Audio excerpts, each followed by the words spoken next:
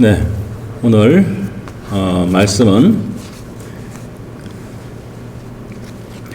예수님의 비유 두 번째 시간입니다. 제목은 천국혁명의 길이라는 것인데요. 우리가 이제 예수님의 비유 시리즈를 지난주부터 이제 시작을 했습니다. 예수님의 비유는 중요하다 그랬죠. 왜 중요하냐 그러면은 예수님의 그 가르치심 중에 3분의 1이 비유로 가르치셨고, 또한 이것을 그 당시의 역사와 문화를 이해하고 그 위에서 잘 우리가 이해해야지 된다. 그래 바르게 이해할 수 있다라고 말씀을 드렸습니다. 참 이 비유들을 해석을 할 때 우리가 일반적으로 많이 듣는 오류가 있는데요. 그것을 먼저 말씀을 드리고 드리는 게 좋을 것 같아서 알레고리라는 걸로 우리가 이걸 비유를 많이 해석하는데요. 알레고리란 말은 비유적으로 해석한 비유를 비유적으로 해석한다는 게 좀 이상하지만 어떻게 비유를 이제 어떤 비유로 생각하느냐 하면은 한 가지 예를 들어서 선한 사마리아인의 비유를 우리가 이걸 해석을 할 때 그 강도를 만난 유대인들은 바로 우리 죄속에 빠진 인간들을 가리키는 것이고, 그 강도는 바로 사단이고, 또 바로 그 선한 사마리아인이 바로 예수 그리스도다라고 이렇게 해석을 하는 경우에요. 이거를 이제 알레고리적인 해석이라고 그러는데, 사실 이것은 19세기 때나 아니면 20세기 초반에 유럽, 특히 이제 그 독일 쪽에 있었던 자유주의 신학자들을 해서 많이 채택했던 그런 해석 방법이었습니다. 그래서 우리 보통 정통 보수주의 어떤 그런 개혁주의 신학에서는 그 방법을 택하지 않고 있습니다. 주로 오히려 바로 역사적 해석 방법이라고 그래서 제가 지난주에 서론에도 말씀드렸지만 당시 어떤 그런 역사나 문화를 바탕으로, 그리고 그 본문 말씀의 컨텍스트, 문맥을 가지고 해석하는 방식이 가장 성경적이고 바른 해석 방법이다라고 우리가 그렇게 하는 것이 좋습니다. 또 다른 이제 오류는 어떤 것이냐면은 우리가 비유를 해석할 때 성경 전체적으로 아니면 복음서 전체적으로 이렇게 큰 숲을 봐야 되는데, 이거는 뭡니까? 하다 보면 이렇게 오류에 빠지는 그런 오류인데요. 나무만 보는 경우, 나무 한 그루, 두 그루, 그 절 안에서 그 단어의 뜻, 이것만 우리가 보게 되는 경우, 그렇게 많이 이제 성경 공부할 때도 많이 나누고 가르치고 합니다. 그 중에 많이 우리가 그런 나무를 보는 어떤 그런 해석 방법으로 해서 우리가 많이 하는 예 중에 하나가 바로 사실은 잃어버린 양의 비유인데요. 그래서 예수님께서 99마리 양을 남겨두고 잃어버린 한 마리 양을 찾아서 산지로 막 광야로 헤매서 결국 찾으셨다. 그 비유를 우리가 어떻게 해석하냐면 99마리 양은 벌써 믿는 자들, 교회의 성도들이고, 그 사람들을 다 남겨두고 한 사람의 그 믿지 않는 자, 죄인을 찾아서 교회 밖에 또는 믿지 않는 자를 위해서 이렇게 예수님께서 찾아가신다. 그렇게 이제 해석을 해요. 또는 아니면 그 잃어버린 한 마리 양을 교회를 잘 다니다가 시험에 빠져서 아니면 어떤 이유로 교회를 떠난 자, 탕자, 그야말로 있다가 이렇게 나간 잃어버린 양, 이렇게 두 가지로 적용을 합니다. 그래서 정말 우리가 정말 예수님의 마음으로 가지고 그런 잃어버린 양들에게 열심히 전도하자, 이런 결론을 우리가 맺곤 하는데요. 물론 이 비유는 다음 기회에 제가 상세히 설명을 드릴 기회가 있을 것입니다. 그렇지만 간단하게 말씀드리면 여기에 99마리 양은 바로 스스로 어려운 자라는 해석이 나와요. 그 앞뒤 전으로 컨텍스트에서. 그리고 바로 예수님께서는 사실 직접적으로 바리새인들과 서기관들을 가리켜서 하신 말씀입니다. 그리고 그 잃어버린 한 양은 무슨 말이냐면 죄인들 전체를 가리키는 말이에요. 그래서 그 한 마리 양을 예수님께서 물 건너 산 넘어 이렇게 드디어 한 마리 어린 양을 찾았어요. 그래서 그 어린 양을 울러매고 와서 잔치를 벌이잖아요. 너무 기뻐서. 그것이 바로 하나님의 마음이다. 그런 비유입니다. 그것이 하나님의 또 그 기쁨의 표시가 잔치고, 우리가 어떻게 우리가 해석하냐에 따라서 전혀 다른 해석이 됩니다. 그래서 어떻게 우리가 어프로치하느냐가, 해석하느냐가 참 중요하다라는 말씀을 드리는 건데요. 자, 비유 한 가지 오늘 설명했으니까 자, 이것으로 설교를 마치겠습니다라고 하면 참 좋을 것 같은데, 그죠?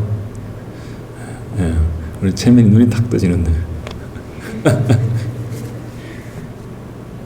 예, 이제부터 설교 시작됩니다. 예수님이 이제 사역을 시작하실 때 우리 지난주 나눴듯이 바로 자신과 같이 있는 것이 혼인잔치다, 웨딩 뱅쿼트, 피스트, 잔치다라고 그렇게 설명을 하셨죠. 그래서 신랑과 함께 있는 그 손님들이 바로 누구냐? 우리들 전부입니다. 예수님을 믿는 우리들. 그렇게 말씀을 들었고요. 그리고 이제 그 금식의 문제에 대해서 또 신약 시대에 우리가 어떻게 그것을 인식해야 되느냐, 이해해야 되느냐, 이해를 한 잔치와 금식이 같이 간다라고 말씀을 드렸고요. 또한 그 생배 조각과 새 포도주를 헌옷에 붙이거나 낡은 가죽 부대에 부으면 안 된다라는 말씀을 들었어요. 그것이 왜 또 말씀드리냐면 그것이 그 천국 혁명의 시작을 알리시는 그런 이제 시작 첫 비유이기도 하고, 그래서 말씀을 다시 드린 거예요. 그래서 어떻게 예수님의 그 혁명을 어떻게 시작하셨습니까? 바로 복음을 선포하면서 시작을 하셨죠. 천국 복음을 선포하면서 예수님의 이 지상 위에서, 이 세상에서 혁명, 레볼루션이 시작된 겁니다. 왜 그것이 혁명입니까? 바로 인류 역사가 시작한 이후로 그 하늘과 땅의 그 모든 존재들의 운명이 바뀌기 시작한 때였기 때문이다라고 말씀을 드렸죠. 그것은 바로 사단의 통치에서, 어둠의 통치에서 바로 하나님의 통치로 넘어가고, 바로 빛의 통치로, 예수 그리스도의 그 빛으로, 그리고 사랑과 의의 통치가 시작된 것입니다. 그래서 예수님의 그 혁명, 그 길, 혁명의 길, 그것이 어떻게 진행되었는가, 그것이 이제 오늘 말씀을 드리고자 하는 내용인데요. 어떻게 진행되었습니까? 그 이후에 칼싸움 일어나고 막 총알이 왔다 갔다 하고 막 포탄이 날아다니고, 그렇게 해서 천국이, 이 혁명이 계속 진행되었습니까? 아니면 막 천국 천사들이 막 내려오고 막 사단이 막 넘어가고 막 전쟁이 일어나고 그랬습니까? 아니면, 자, 오늘 우리가 본문 말씀을 읽었듯이 이제 예수님께서 그 다음 비유로 이렇게 설명을 하십니다. 천국 혁명은 씨 뿌리는 자가 씨를 뿌림으로써 이루어진다. 아니, 뭔가 이렇게 거창하고 대단한 게 나온 것처럼 우리가 나올 것처럼 그렇게 이제 말을 해놓고, 예수님의 이 엄청난 전 세계적인 또는 거의 우주적인 그런 혁명이 단지 이 밭에 뿌려지는 그 씨 뿌리는 것 같다. 너무 시시하잖아요, 그죠? 그렇지만 예수님은 바로 그것이다 라고 말씀을 하세요. 자, 마가복음 오늘 본문 말씀 4장 3절에서 8절 말씀 우리가 아까 전에 읽었는데요. 그래서 이제 그 씨 뿌리는 자의 비유가 3절에서 8절까지죠. 자, 그리고 이제 바로 뒤에 또 씨가 자라는 비유가 있다 볼 건데요. 그 뒤에 4장 26절에 나오고요. 그리고 겨자씨 비유가 4장 30절 그 다음에 나옵니다. 그래서 씨에 대한 비유, 겨자씨에 대한 비유, 이러한 것들로 바로 천국의 그 혁명이 진행되어진다라고 예수님께서 말씀하시는 거예요. 그래서 예수님께서 이제 이 공생에 이 사역을 시작하시고 막 천국 막 이제 막 하시는데 뭐 이렇게 병자 고치고 뭐 그런 거 하셨죠. 그랬는데 이게 메시아가 오면 일어날 일, 굉장한 일에 대해서 그런 게 안 일어나고 뭔가 좀 이게 아까 말씀드린 좀 기대만큼 안 되고 좀 시시하잖아요. 그래서 하물며 세례 요한까지도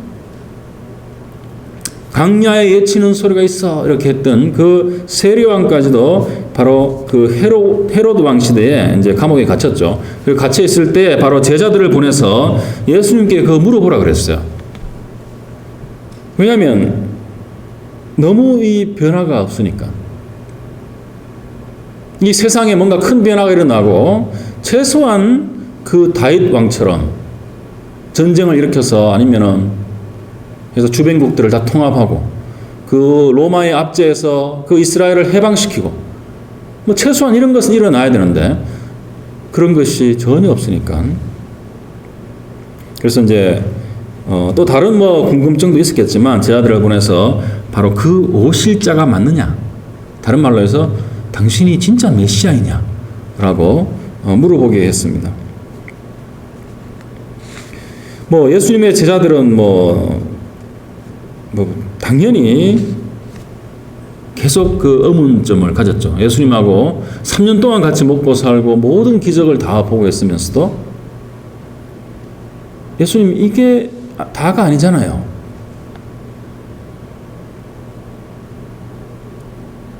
정말 우리를 식민지에서 벗어나고 강하고 부유한 나라 뭐 그러한 좀 더 그러한 멋있고 굉장한 그런 것을 곧 일으키지 않겠습니까? 라고 끝까지 예수님께 물어보죠.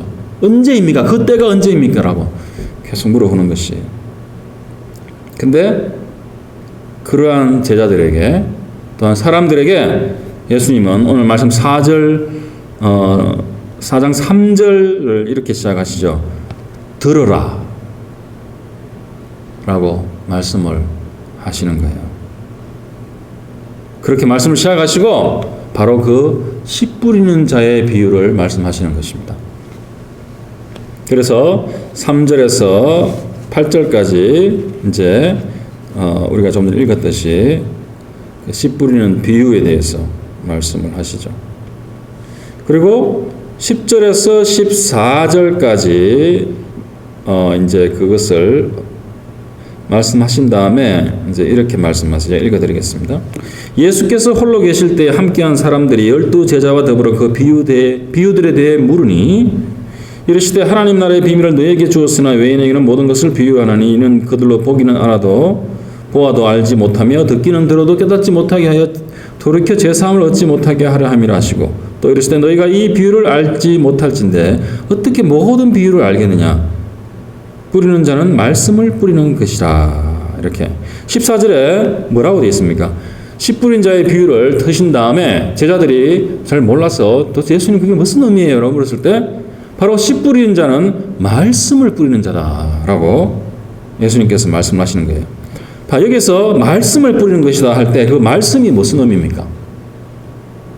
성경 말씀이겠죠? 우리 아니면 하나님의 말씀 아니면 예수님의 말씀.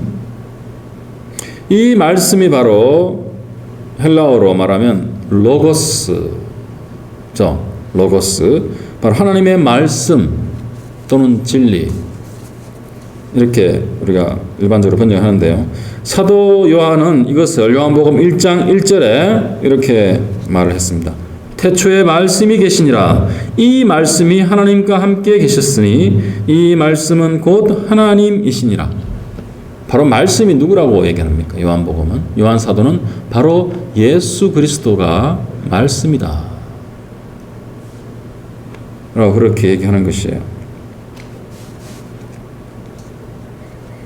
그래서 자, 예수님의 이제 그 설명이 이어집니다. 4장 15절부터 20절을 보시면은 그 설명이 이어지는데요. 이제 그 15절에 어떻게 되어 있습니까? 말씀이 길가에 부러졌다는 것은 아까 전에 그 뭡니까? 앞부분에 이렇게 말씀하셨죠.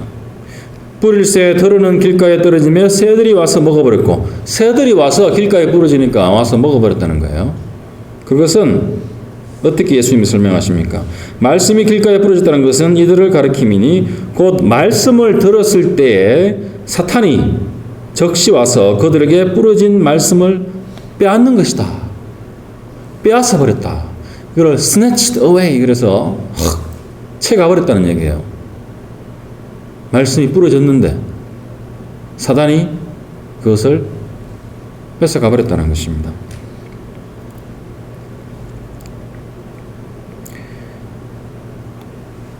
이 갈릴리 지역, 이 당시에 밭은 사실 이렇게 많이 비탈진 곳이 많았어요.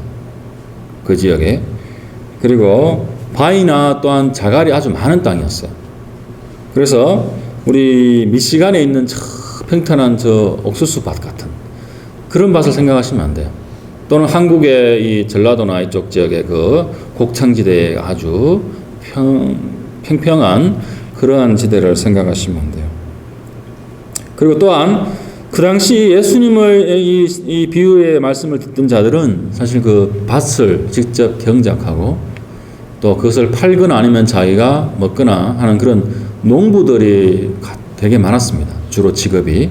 그래서 예수님의 이 씨 뿌리는 자의 비유가 아주 그 농부들이 쉽게 이해할 수 있는 적절한 비유였던 거죠.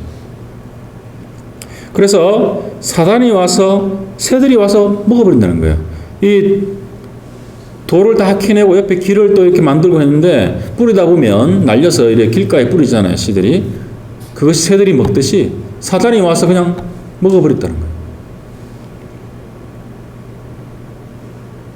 자, 이 말씀에는 우리가 있던 그런 사단의 능력이나 또는 뭐 하나님의 선택이나 어떠한 그러한 것에 초점이 있는 것이 아닙니다. 바로 말씀을 들을 때 그 사람의 마음가짐 또는 그 마음의 상태, 그래서 사단의 어떤 그런 방해에 의해서 바로 그 말씀이 그 마음속으로 들어가지 못하는 것, 그것을 예수님께서 말씀하고 있는 것이에요. 그래서 그 씨앗이 뿌려졌다라는 것은 또한 복음인데, 그죠? 복음이 뿌려졌다라는 말씀을 할 수 있는데, 그 복음을 한마디로 줄이면 뭡니까? 마가복음의 첫 번째 예수님의 말씀이 뭡니까? 그 마가복음 1장 14절 15절 말씀이죠. 요한이 잡힌 후 예수께서 갈릴리에 오셔서 하나님의 복음을 전파하여, 이렇게 나옵니다. 그리고 이르시되 때가 찼고 하나님의 나라가 가까이 왔으니 회개하고 복음을 믿으라, 이렇게 예수님께서 선포를 하셨어요. 이게 마가복음에 나오는 첫 번째 예수님 말씀인데요. 바로 이것을 한마디로 줄이면 회개하고 복음을 믿으라, 그 말씀입니다. 근데 14절 앞절에 보면 하나님의 복음을 선포하시되, 복음을 전파하며, 이런 말씀이 나오죠. 자, 하나님의 복음이라 되어 있는데 사실 이 원문에는 하나님의 나라의 복음이라고 되어 있어요. 하나님의 나라의 복음. 복음이 뭡니까? 헬라어로는 유안겔리온이라는 뜻인 말인데요. 바로 영어로는 가스펠, 이렇게 하죠. 그래서 이 유안겔리온이라는 말은 바로 구원자 메시아를 통해서, 바로 예수 그리스도를 통해서 하나님의 나라가 임한다. 그게 복음이에요. 그리고 구원자 메시아 예수를 통해서 하나님의 구원이 임한다. 그래서 그것을 회개하고 믿으라. 그게 복음입니다. 아주 간략하게 추가해서 말씀을 드리면. 그래서 근데 예수님이 이 말씀을 선포한 대상들이 누구예요? 예수님의 이 말씀을 들었던 사람들이, 그 선포의 대상들이 누구입니까? 유대인들이죠. 하나님을 믿으라라는 것이 단순히 그게 복음이라면 그 사람들은 다 하나님을 믿던 사람들이었어요. 유대인들은 하나님을 정말 잘 믿으려고 율법을 절대 안 지켜가며 정말 잘 믿으려고 열심히 노력했던, 희생제사도 드리고 성전에 주기적으로 가고 그랬던 사람들이에요. 물론 그것이 믿음이 제한적이고 또한 예수 그리스도가 오시기 전까지 불완전한 그러한 믿음이었지만 하나님을 믿던 사람들이라고 일단 볼 수 있는 거죠. 그리고 그와 유사하게 현대 교회에도 하나님을 믿는다라는 사람들은 참 많습니다. 그리고 이 세상 교회 밖에서도 하나님을 믿는다는 사람들 참 많아요. 특히 미국 같은 나라에서는, 기독교 국가에서는. 여기서 하나님을 믿으라 라는 말은 무슨 의미일까요? 하나님 나라의 복음과 거기에 분명한 차이가 있다는 것입니다. 그래서 하나님을 믿는 것과 예수님이 선포한 하나님 나라의 복음을 우리가 믿는 것의 차이가 무엇인가? 그래서 하나님을 믿는다는 것은 이렇게 볼 수 있어요. 너무나 브로드해요. 광범위해가지고 하나님의 존재를 부정하지 않는 것.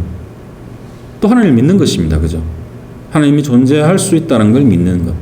그거는 불가지론자라고 해서 하나님이 있을 수도 없고 없을 수도 있고, 있을 수도 있고 없을 수도 있고, 그렇지만 하나님의 존재를 부정하지 않습니다. 그것도 존재를 일단은 믿는 거예요. 그리고 하나님의 존재를 확실히 믿고 그 다음에 하나님의 어떤 법과 제도를 지키려고 하는 것. 하나님의 법은 어디 나와 있습니까? 성경에 나와 있는 법을 지키고 그 다음에 어떠한 제도를 지키는 것. 교회에 나오는 것이 바로 제도를 지키는 것이에요. 교회 출석하고 예배 드리고 또 섬김 희생을 하고 그러한 것들이 어떤 교회라는 제도를 지키는 것이 아닙니까?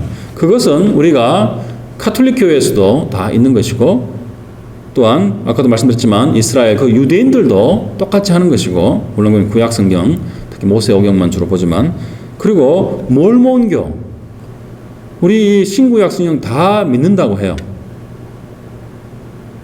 그리고 교회 출석하고 거기에서 요구하는 모든 그 시스템 그 제도들 다 따라하고 철저하게 신앙생활을 하려고 해요. 나름대로의 신앙생활을 하려고 하죠. 그 사람들도 어떻게 보면 그런 어떤 각도에서만 보면 하나님을 믿는다라고 할 수 있는 거예요. 그죠? 그럼 도대체 뭐가 다릅니까? 그래서 오늘 말씀이 사실 중요한 거예요. 하나님의 나라의 복음을 믿으라라고 예수님이 하셨잖아요. 그죠? 하나님 나라의 복음을 믿는 것은 바로 이렇게 설명드릴 수 있을 것 같아요. 바로 그리스도가 와서 이루신 것을 우리가 받아들이고 믿는 것이다. 무엇입니까? 일단 대표적인 것이 십자가의 죽음, 대속, 대신 죄를 사하신 죽음, 그 다음에 부활, 그것을 우리가 받아들이고 믿는 거죠. 그리고 그리스도를 따르는 것, 다른 말로 해서 제자가 되어서 제자도의 삶을 사는 것. 자, 그 다음에 또 뭐가 있습니까? 바로 성령의 인도하심을 따르는 것. 성령이 들어오시고 그 다음에 성령의 인도하심을 따르는 것. 그걸로 인해서 우리가 죄에 대해서 저항하고 유혹에 대해서 우리가 싸우고 그리고 거룩한 삶을 살려고 우리가 노력하는 것. 바로 성령의 소욕을 우리가 따라가는 것. 성령의 인도하심을 따르는 것. 자, 이것을 다시 말씀드리면, 왜냐하면 그리스도와 성령이 안 들어있기 때문에 다른 믿음에서는 그것을 강조한 것이고, 이것을 다시 한번 간략하게 정리를 하자면, 하나님 나라의 복음을 믿는다는 것은 바로 성부 하나님 아버지의 그 은혜, grace, 그것과 바로 성자 예수 그리스도의 그 죽음과 대속의 죽음과 부활, 그리고 성령 하나님의 역사하심에 따라서 우리가 제자도의 삶을 살아가는 것. 더 줄이면은 삼위 하나님을 우리가 알고 믿고 믿음으로 살아가는 것. 그것이 하나님의 나라의 복음을 믿는 것이에요. 다른 종교나 어떤 컬트나 그런 것에 이것이 있는지 잘 들여다보세요. 분명히 그 세 가지 중에 하나나 두 가지는 없습니다. 그렇게 우리가 분별할 수 있는 거예요. 그리고 만약에 여러분 중에 또는 친구 중에 다른 교회에서 이 세 가지 중에 한 가지 내지 두 가지를 빼고 하나님을 나는 믿습니다 라고 하면 다시 한번 잘 고민하시고 생각해 보셔야 된다라고 권면을 해 주셔야 돼요. 그것은 구원이 아니기 때문에, 하나님 나라의 복음을 믿는 게 아니기 때문에.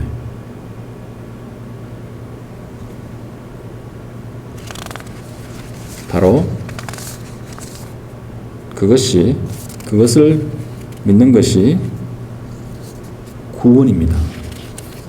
그래서 그것이 상당히 너무나 중요한 것입니다. 자, 그 다음에 예수님께서 첫 번째 그 시가 길가에 부러진 것, 다음 두 번째는 어떤 비유를 드렸습니까? 길가 다음에 나오는 것이 흙이 얕은 돌밭에 떨어짐에 흙이 깊지 아니하므로 곧 싹이 나오나 해가 돋은 후에 타서 뿌리가 없으므로 말라버렸다라고 하는데, 이것은 바로 예수님께서 마가복음 4장 17절에 이렇게 해석을 해놓으셨어요. 이와 같이 돌밭에 부러졌다는 것은 이들을 가리킴이니 곧 말씀을 들을 때에 즉시 기쁨으로 받으나, 그것이 뭔가 내 인생의 문제를 해결해주고 그것이 뭔가 도움이 될 것 같아서 기쁨으로 이렇게 받아요. 참 좋은 말씀이구나 라고 받는데 어떻게 됩니까? 그 다음에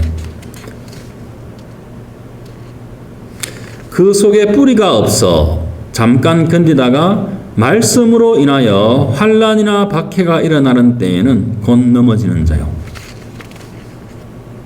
말씀을 듣고 기뻐서 받아들이지만 살다 보면 여러 가지 어떤 환난이나 내가 그리스도이기 때문에 받는 그런 손해나 또는 피해나 내가 믿음으로서 내 믿음을 지키기 위해서 내가 살아감으로써 오는 그러한 여러 가지 그런 손해, 거창하게 박해까지 갈 것도 없어요.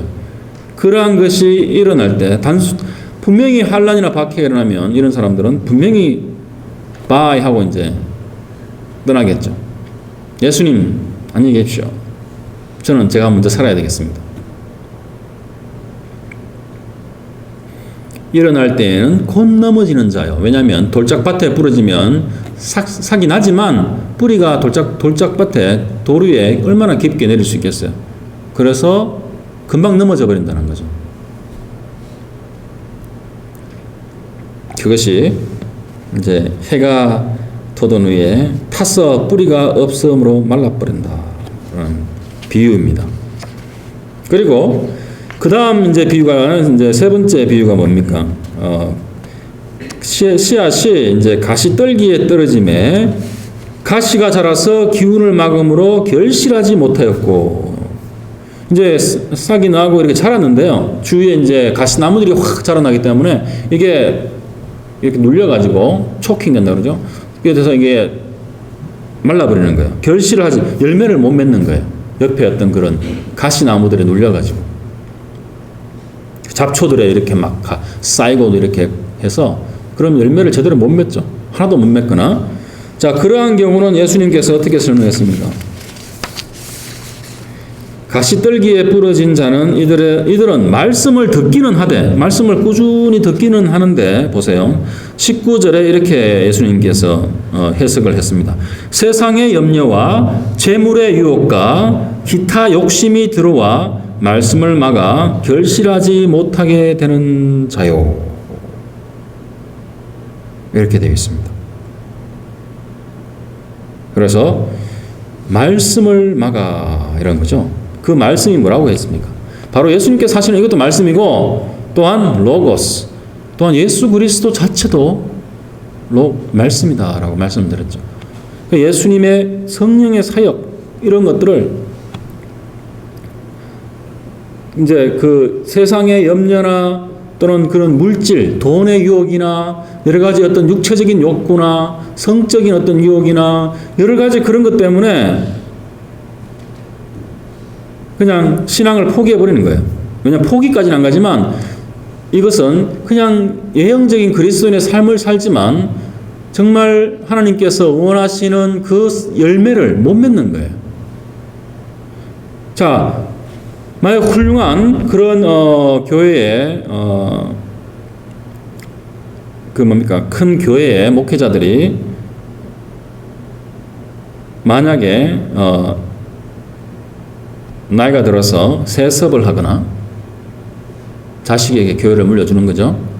또는 횡령을 하거나 그것이 또 밝혀지고 많은 이슈가 되었죠. 또는 성희롱 또는 간통을 해가지고 그런 목사들이 있다면은 어떻습니까? 그래도 그런 뭐 실수는 가끔 할 수 있지. 뭐 그 나이에 뭐 어떻게 살다 보면 또 인간인데 목사가 뭐 완벽하나 이러면서 아, 그 사람들은 정말 하나님의 종이다 하면서 정말 존경해야 된다라는 분들이 같은 교회에 많은 장로들이나 집사들 중에 있어요. 오늘 말씀을 기초로 해서 세상의 염려나 물질의 유혹이나 기타 욕심에 의해서 결실하지 못하게 되는 자요. 이러한 자는 바로 그 말씀이 제대로 들어가서 예수 그리스도가 그 안에서 열매를 맺지 못하는, 전혀 하나님이 원하시는 결과가 되지 않은 이러한 사람들에게 도대체 예수님께서는 뭐라고 하실 것 같습니까? 그래도 너는 나의 나라에 들어와라. 그렇게 말씀을 하시겠습니까? 마지막 넷째로 20절에 좋은 땅이 나오죠. 그래서 좋은 땅에 뿌려졌으니 이제 씨앗이 무성하여 결실하였으니 드디어 열매를 맺었으니 그 열매가 30배나 60배나 100배가 되었다라고 하십니다. 그 말씀은 말씀을 듣고 받아서 30배, 60배, 100배의 결실을 하는 자니라라고 이제 예수님께서 설명을 하셨어요. 자, 그러면 이 좋은 땅은 무엇입니까? 우리가 주로 이렇게 많이 하죠. 마음밭이 좋은 자들, 옥토인 자들. 그죠? 그래서 그림으로 그리자면 막 이 토양이 이렇게 막 검고 막 이렇게 아주 기름져서 이렇게 막 그러한 흙들 같은 그런 참 씨앗이 뿌리면 쏙 들어가서 잘 양분을 빨아들여서 잘 자랄 수 있는 그러한 옥토, 좋은 땅을 말씀하는 것입니까? 저도 예수를 믿을 때 예수 믿고 나서 물론 죄를 회개하고 참 죄의 죄성을 깨닫고 그렇게 예수님을 믿었지만 한 1, 2년이 지나고 이제 성경 공부를 할 때 이 구절을 보면서 이런 생각을 했던 것 같아요. 그래도 그때 나는 내 마음밭이 좀 좋았는가 봐. 그래서 이 말씀이 착 떨어졌을 때 말씀이 쏙 박혀가지고 이제 사기 나고 이렇게 잘 자라가지고 이렇게 지금 내가 이렇게 참 말씀도 가르치고 성경 공부도 인도하고 이렇게 착각을 하던 때가 있었습니다.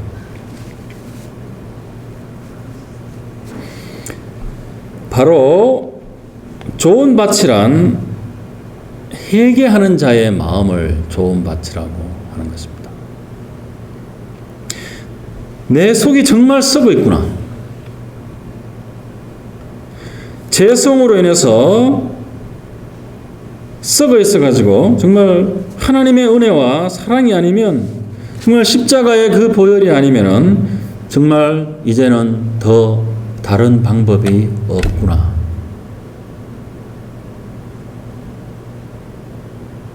그렇게 고백하는 것입니다.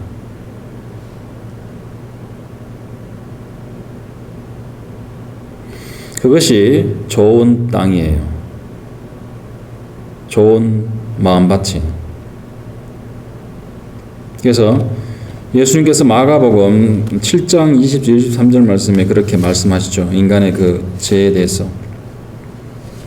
마가복음 7장 20절에서 23절까지 또 이르시되 사람에게서 나오는 그것이 사람을 더럽게 하느니라. 이제 그 유대교 장로들이 바리새인들이 그 먹는 거에 대해서 이렇게 자꾸 전통과 유전에 대해서 손을 씻지 않고 먹는 것에 대해서 막 예수님을 비판하니까 예수님이 이렇게 말씀하신 거예요. 우리 입으로 들어가는 것이 우리를 더럽게 하는 것이 절대 아니다. 바로 속에서 나오는 것, 사람의 마음에서 나오는 것, 그것이 인간을 더럽게 한다는 것입니다. 그것이 뭡니까? 바로 악한 생각들, 곧 음란한 생각들, 도둑질과 살인과 간음과 탐욕과 악독과 속임과 음탕과 질투와 비방과 교만, 우매함, 모든 이런 것들이 이 모든 악한 것이 다 속에서 나와서 사람을 더럽게 하느니라 라고 예수님께서 말씀하신 것이에요.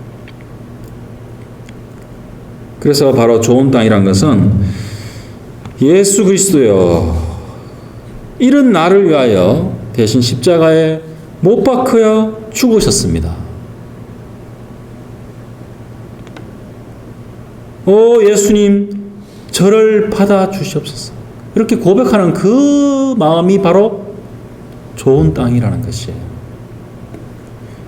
십자가에 당신의 흘리신 피로 저의 이 깊고 깊은 이 죄를 용서해 주십시오 라고 그렇게 예수님께 나가는 그 마음, 그 heart, 그것이 바로 좋은 땅이라는 것입니다. 자, 그렇다면은 예수님이 시작하신 그 천국 혁명, 그것이 이 씨 뿌림으로 인해서, 말씀의 뿌림으로 인해서 그것이 어떻게 진행이 되는지, 그 혁명의 길이, 말이 되게 거창한데요. 혁명의 길이 어떻게 그것이 진행되어 가는지를 한번 살펴보겠습니다. 먼저 첫 번째로 이 부분을 말씀을 드리고 싶은데요. 그 말씀의 씨앗이, 그 예수님께서 뿌리시는 그 말씀의 씨앗이 어디로 들어갑니까? 바로 아까 말씀드렸듯이 그 썩어 있는 그 부분, 그 인간의 그 마음밭, 그 밭에 씨앗이 떨어지는 거예요. 그래서 바로 우리의 그 어찌할 수 없는, 더 이상 어떻게 해볼 수 없는, 우리를 정말 올가매고 괴롭게 만드는 그 죄에 대해서, 그 인간의 그 타락에 대해서, 바로 그 타락이 그 말씀이 들어가는 통로가 되는 것입니다. 그 외에는 그 말씀이 들어가는 통로가 없어요.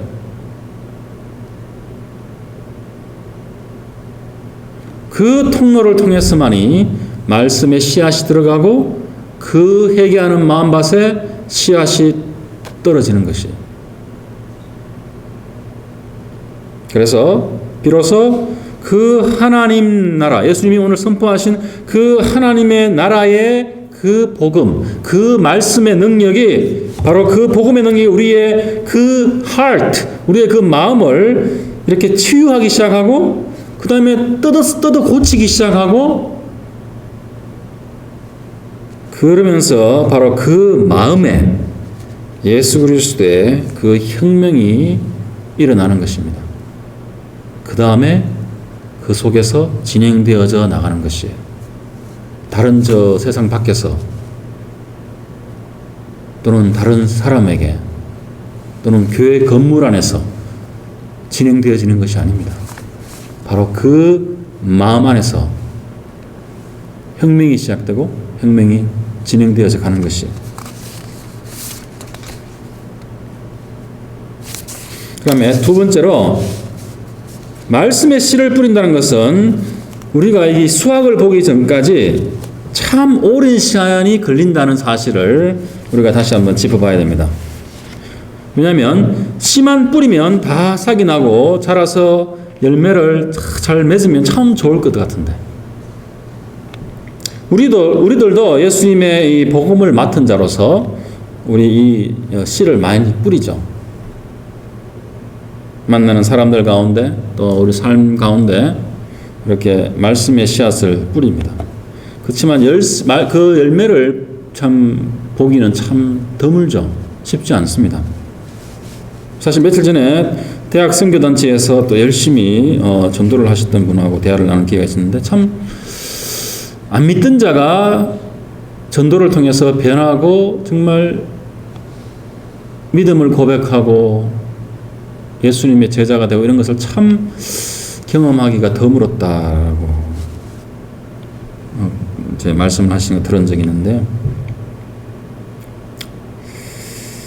자, 우리가 이 씨 뿌리는 것, 그래서 결국은 이 농사를 하는 것, 우리가 이 텃밭을 경작을 해보면 알잖아요. 우리 박 지사님 가정이 지난 봄에 텃밭을 시작해서 참 우리가 여름 동안 온갖 상추를, 온갖 야채들을 상추를 포함해서 참 잘 먹었는데요. 열심히 이제 우리가 씨앗을 뿌렸는데 어떻게 다 잘 나왔습니까? 첫 번째 잘 안 나오죠. 특히 그때 깻잎 씨앗이었는지 아니면 쑥갓이었는지 열무였는지 제가 잘 기억은 안 나는데 그 참 싹이 잘 안 나와가지고 오랫동안 기다렸는데 그래서 몇 개만 뿅뿅뿅 나오고 그래서 열심히 참 매일 가셔가지고 그 물 주시고 잡초도 뽑고 또 펜스 원래 거기 쳐져 있었지만 또 우리가 또 펜스도 또 쳐주고 필요하고 그래서 이렇게 보호해주고 또 우리의 그 많은 시간을 들이고 또 공을 들여서 그렇게 텃밭을 가꾸지 않습니까? 그래서 우리가 만약에 이 믿음이라는 이런 전도의 씨앗을 뿌리고 복음의 씨앗을 뿌리는 것도 똑같다는 것이에요. 뿌린 다음에 우리는 더 이상 그 순간에 할 게 없어요. 기다리는 거예요. 오랜 기다림이 필요하다는 것입니다. 왜냐하면 하룻밤새에 싹이 나지 않기 때문에 또 날지 안 날지도 사실 모르고요. 그래서 우리는 끊임없이 또 그 말씀을 먹이는 것이죠. 또 받아 먹어야 되는 것이고 그리고 또 끊임없이 매일 가서 잡초들을 뽑아줘야 되는 거예요. 잡초들을 뽑아주지 않으면 오늘 말씀대로 열매를 못 맺는다는 것입니다. 아니면 그 무성한 잡초에 덮여가지고 야채들이 그냥 먹을 잎을 못 내는 거예요.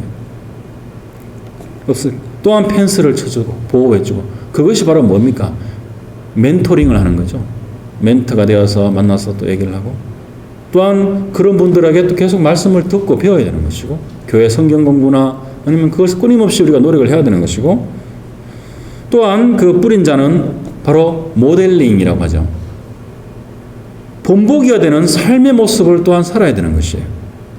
그래서 그 삶 가운데 기쁨이 드러나고 자유와 사랑이 있고 또한 평화가 있는, 그리고 그 삶의 목표가 또한 세상적인 것이 아니라 열심히 최선을 다해 살되 분명히 남들과 세상 사람들과 다른 그러한 또한 목표를 갖고 살아야 되고, 또한 그 씨 뿌린 사람을 위해서 또 열심히 또한 기도를 해야 되고, 참 그러한 것들이 바로 우리가 텃밭을 가꾸는 것이랑 크게 다르지 않다는 것이에요.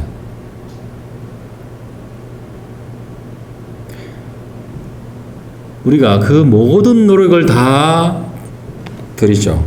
뭐 야채 텃밭을 가꾸는 것도 그렇게 많은 공이 들고 시간과 노력이 드는데, 우리가 사람 그 한 인생을 바꾸고 혁명이 일어나고 그 인생이 정말 하나님이 원하시는 그 열매를 맺기까지 내 자신과 또 그 사람들에 쏟아 부어야 될 그 시간과 노력과 공이 얼마나 들여야 되는지는 우리가 쉽게 짐작하실 수 있을 것입니다.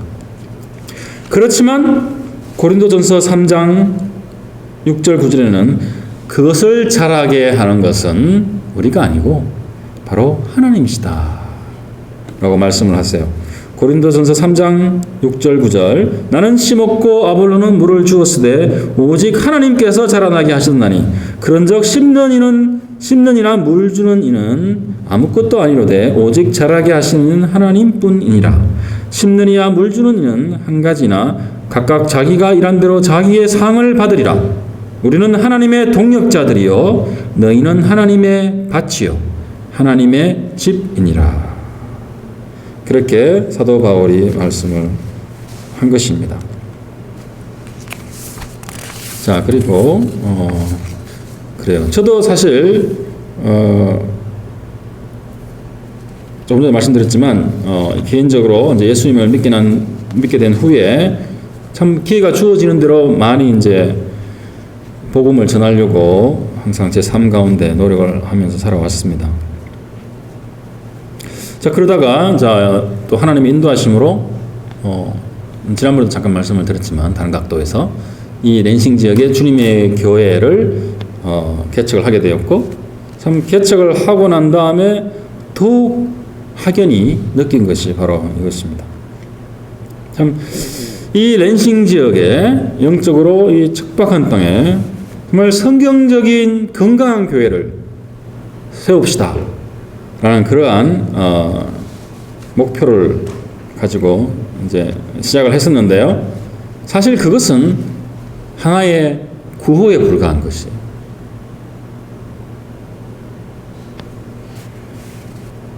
지난주에도 잠깐 말씀드렸지만 낡은 가죽 부대를 붙들고 있는 사람들은 그 구호에 이렇게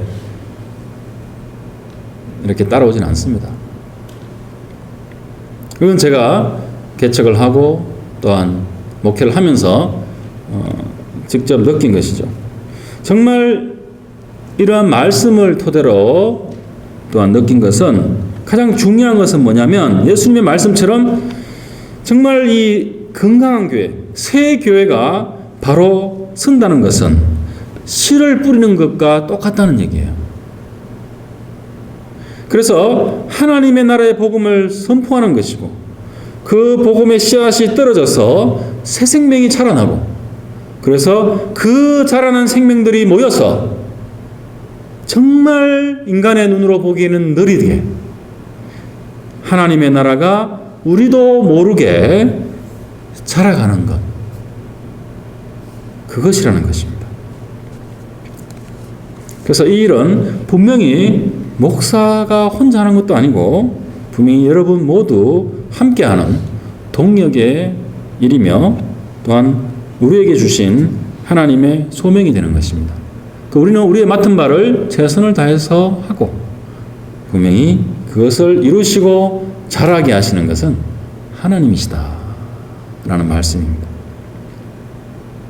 그래서 그 다음 마가복음에 나오는 비유가 4장 26절에서 29절에 나오는 씨가 자라는 비유, 그 말씀인 것이에요. 마가복음 4장 26절에서 29절. 또 이르시되 하나님의 나라는 사람이 씨를 땅에 뿌린 것 같으니 그가 밤낮 자고 깨고 하는 중에 씨가 나서 자라되 어떻게 그리 되는지는 알지 못하느니라. 땅이 스스로 열매를 맺되 처음에는 삭이요 그 다음에는 이삭이요 그 다음에는 이삭의 충실한 곡식이라. 열매가 익으면 곧 낫을 대나니 이는 추수 때가 이르렀음이라. 바로 27절 밤낮 자고 깨고 하는 중에 씨가 나서 자라되 어떻게 그리 되는지는 알지 못하느니라. 이게 예수님께서 하신 그 다음 비유, 씨가 자라는 비유에 대한 말씀이에요. 자, 우리는 알 수 없다는 것이죠. 그렇지만 열매가 익으면, 때가 되면 하나님께서 낫을 들고 추수를 하신다 라는 말씀입니다. 그 다음에 이제 세 번째로 이 천국 그 혁명의 어떤 그 길 또는 그 길로 해서 이렇게 진행은 그 시작과 마찬가지로 어떠한 물리적인 힘으로 이루어지는 것이 아니다는 것이죠. 오히려 대신에 사랑의 힘으로 이루어지는 것이다 라는 것입니다. 예수님께서 정말 그 셀 수 없는 그 무한한 그 천사들을 명령해서 정말 무력으로 그런 사단의 세력들과 악의 세력들을 정복하고 하나님의 나라를 이루어 가시는, 이 땅에 막 눈에 보이도록 팍팍팍 막 이렇게 하시면 참 좋을 것 같은데요. 그렇게 하시는 것이 아니죠. 오히려 인내하시고 기다리시고 또한 십자가에서 순종하셔서 죽으심으로 그렇게 하셨듯이 똑같이 우리도 그 예수님을 본받아서 오직 사랑으로 씨를 뿌리고 인내하고 또 기다리고 그렇게 한다는 것입니다. 그리고 예수님께서 그 제자들을 사랑하시되 끝까지 사랑하셨다라고 우리 요한복음에 그렇게 기록되어 있듯이 바로 우리도 끝까지 돌보고 끝까지 사랑해야 되는 것입니다.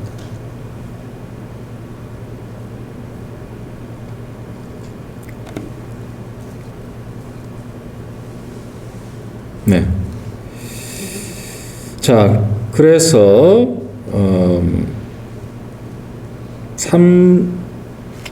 그 다음 비유가요. 이제 나오는 마지막 비유, 겨자씨 비유예요. 마가복음 4장 30절에서 32절 말씀인데요. 자, 우리가 이제 그렇게 이제 함으로써 이러한 겨자씨의 비유 같은 게 된다는 것입니다. 또 이르시되 우리가 하나님의 나라를 어떻게 비교하며 또 무슨 비유로 나타낼까?